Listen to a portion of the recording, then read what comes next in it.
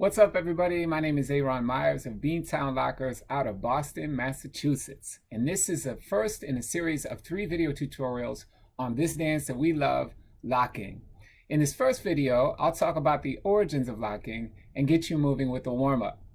That'll take us into the second video, in which we'll cover the fundamental core moves of locking. And in the third and final video, I'll teach you a short routine combining the fundamental moves of locking, and as a bonus, show you a few of the signature steps that some of the original lockers created or would often do in conjunction with locking.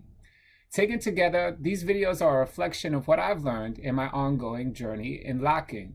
And my perspective is informed by my lived experiences from locking classes and ciphers, performances and competitions, as well as conversations and research with some of the pioneers of locking, their students, and my locking peers. While I have something to share and I hope you enjoy, please note that my perspective is just one of many in the worldwide locking community. So I encourage you to seek out and learn from others, especially the first generation of lockers, many of whom you can find and connect with online. As of the date of this video in 2020, they include, but are not limited to, lockers such as Leo Williamson II, aka Fluky Luke, Bill Williams, aka Slim the Robot, Adolfo Quinones, aka Shabba-Doo, Tony Basil, and Jimmy Foster, aka Scooby-Doo, just to name a few. Now I'll cover some highlights from the early history of locking, starting with the question: how many dances can you think of that can be traced back to a single person? Not many, if any, I imagine, but locking is one of them, and its creator was Donald Campbell. Born in St. Louis in 1951 and raised in Los Angeles, Don was a shy kid who loved to draw and who admittedly couldn't dance a lick. But then, while studying commercial art at LA Technical College in 1970, some of his friends encouraged him to do one of the popular social dances of the day called the Robot Shuffle. While moving in a side-to-side motion and trying to catch the beat, Don would start, stop, and then lock his elbows, prompting one of his friends to encourage him to do that lock. Don was inspired to keep practicing and creating, gradually coming up with the other moves that are today considered the fundamental core moves of locking, which we'll cover in the second video. With his unorthodox and funky dance, Don went on to enter and win dance contests in and around Los Angeles. Don then made his way onto a popular 1970s TV program, Soul Train, which is where locking first gained exposure before a national audience. And in 1973, Don went on to form a group called The Lockers that performed on many famous late-night talk shows like Johnny Carson, and even toured with music stars like Frank Sinatra through the late 1970s. From the late 1970s into the 1980s, new groups of lockers emerged in other parts of the US and in other parts of the world, including Europe and Asia. Locking experienced a resurgence in the US in the late 1990s into the 2000s in the context of dance events like the B-Boy Summit and Freestyle Session.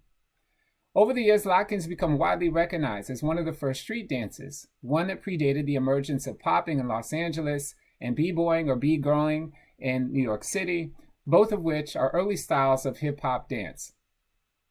Coming now to 2020, this year marks the 50th anniversary that Don Campbell created locking.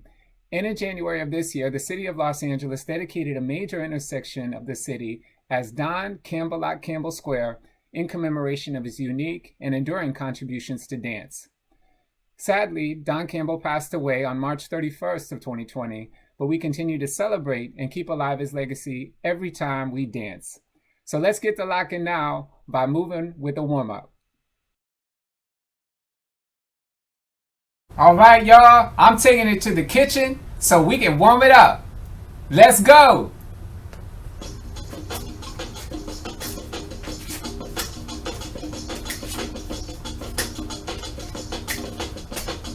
Two-step. Side to side. And while you're stepping, rock back and forth. It's like this. Keep going. Two-stepping. We're going to put a little turn in the two steps right here. Other way. Keep it going.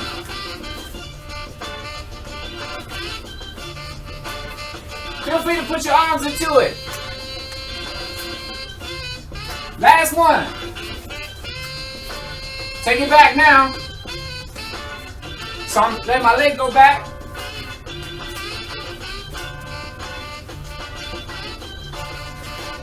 Now we're going to double up with it. It's like this. Up, back. Up, back. Up, back. Last one. Back. Good. Let's do some hips. Up and down. Up and down. I'm zigzagging.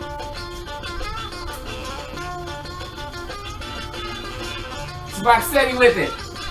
Other side. I just switched it up now.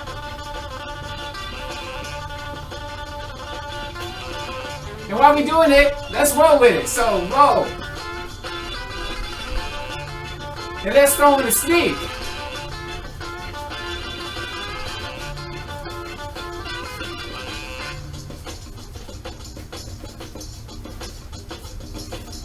Last one. Good.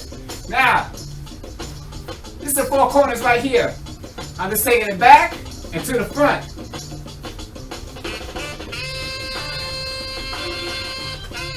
Yeah, y'all.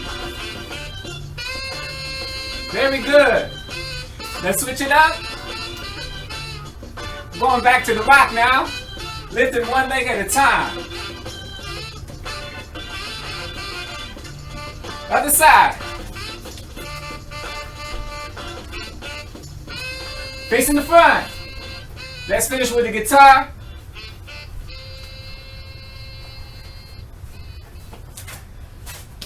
Woo! While you might not have known it, we just went through some 70s social dances done at parties and at clubs at the same time locking was created. These included steps like Watergate, Rock Steady, Sneak and Seek, Four Corners, and the funky guitar. And now that we've warmed up a little bit, check out the next video, which covers the fundamental core moves of locking. See you on the good foot for video number 2.